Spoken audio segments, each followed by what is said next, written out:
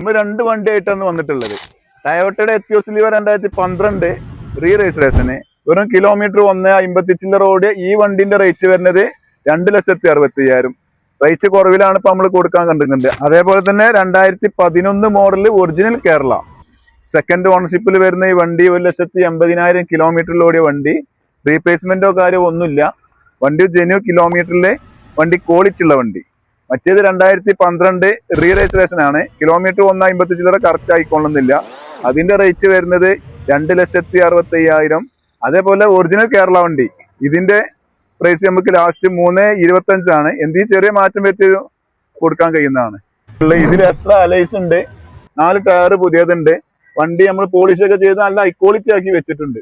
ഇത് ആവശ്യക്കാരുണ്ടെങ്കിൽ നമ്മൾ നമ്പർ താഴെ കൊടുക്കുന്നുണ്ട്, അതിൽ ബന്ധപ്പെടാവുന്നതാണ്. ഇത് നമുക്ക് റേറ്റ് കുറവിലാണ് ഈ വണ്ടി കൊടുക്കുന്നതും. ഇതും റേറ്റ് കുറവാണ്. ആവശ്യക്കാരുണ്ടെങ്കിൽ വിളിക്കാവുന്നതാണ്. ഓക്കെ, അസ്സലാമു അലൈക്കും.